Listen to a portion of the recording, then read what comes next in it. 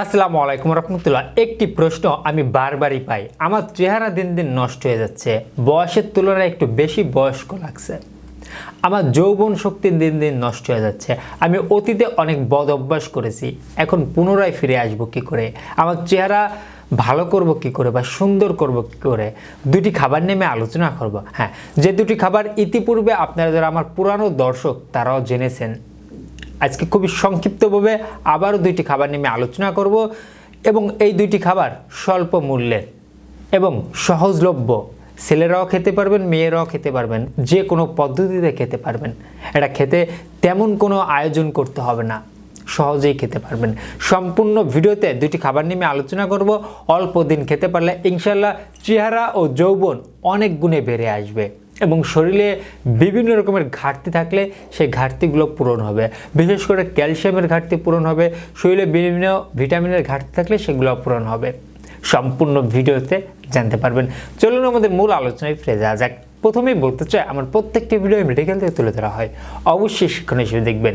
আমরা চেহারা ও যৌবনকে ধরে রাখার জন্য কম বেশি মন থেকে সকলেই চেয়ে থাকি, কিন্তু দৈনন্দিন জীবনে কয়েকটি নিয়ম আমরা মানি না। আবার এদিকে আমাদের চেহারা সুন্দর করার জন্য অনেক কিছু ব্যবহার করে থাকি, অনেক নামি দামি প্রোডাক্ট পর্যন্ত ব্যবহার করে থাকি। রাতে আমরা পর্যাপ্ত পরিমাণে ঘুমাই না, রাত 1টা 2টা 3টা বেজে যাচ্ছে, আমরা ঘুমাচ্ছি না। মাথায় রাখতে হবে আল্লাহ তাআলা দিনকে দিয়েছে কাজের জন্য, রাতকে দিয়েছে ঘুমের জন্য। রাতে আমাদের শরীরে নানা হরমোন নিঃসৃত হয় যা আমাদের শরীরকে সুস্থ রাখতে, দিমাগকে বা মস্তিষ্ককে ঠিক রাখতে দুর্দান্তভাবে কাজ করে। অবশ্যই রাতকে আমরা নষ্ট করব না। প্রিয় নবী হযরত মুহাম্মদ সাল্লাল্লাহু আলাইহি ওয়াসাল্লাম ঈশার নামাজের পরে অযথা সময় নষ্ট করতেন না বা কথা বলা পছন্দ করতেন না, তিনি কিন্তু ঘুমিয়ে পড়তেন। সুতরাং আমরা অবশ্যই রাতে দ্রুত ঘুমিয়ে পড়ব। রাতে আমরা অবশ্যই দ্রুত ঘুমাবো এবং সকালবেলা দ্রুত ঘুম থেকে উঠব, যাতে আমাদের স্বাস্থ্য ঠিক থাকে। সূর্যের সাথে আমাদের শরীরের একটা সামঞ্জস্য রয়েছে, আমাদের বায়োলজিক্যাল একটা ঘড়ি রয়েছে যা আমাদের দিনের সাথে আমাদের শরীরে নানা পরিবর্তন আসে। বাই দ্য ওয়ে, নাম্বার 2তে আমরা অবশ্যই খাবারের দিকে নজর দিতে হবে। কোন খাবার আপনি খাচ্ছেন, কোন খাবারগুলো আপনার দেহের কি কাজ, এই খাবারগুলো টুকিটাকি এখন কিন্তু সহজে আপনারা অনলাইন থেকেও যদি জানতে চান জানতে পারবেন। স্বাস্থ্যকর খাবার কোনগুলা, অস্বাস্থ্যকর খাবার কোনগুলা, সহজেই। অতীত জেনারেশন কিন্তু এগুলো জানতো না, যদিও তাদের সময় অস্বাস্থ্যকর খাবার ছিল না, তারপরে জানার এতটা সুযোগ ছিল না, শুধুমাত্র ডাক্তাররাই জানতো। আর এখন কিন্তু কম বেশি সকলেই জানতে পারবেন, গুগলে সার্চ করলো বা অনলাইনে বিভিন্ন ডাক্তারদের ভিডিও দেখলেও কিন্তু কোন খাবারে, এগুলো নিয়ে কিন্তু আমরা অবগত আছি। আমরা কিন্তু অবগত আছি পেয়ারাতে উপকার আছে কিন্তু বার্গারে ক্ষতি আছে। পাশাপাশি দুইটি খাবার রাখলে আমরা পেয়ারায় হাত না দিয়ে কিন্তু আমরা বার্গারটা ধরবো। এটা আমাদের অভ্যাস হয়ে গেছে, এটা আমাদের স্বভাব। আবার আমরা শরীরকে সুস্থ রাখার জন্য ঔষধ খাই, বিভিন্ন কিছু ব্যবহার করে থাকি। এই ভুলগুলো কিন্তু করা যাবে না।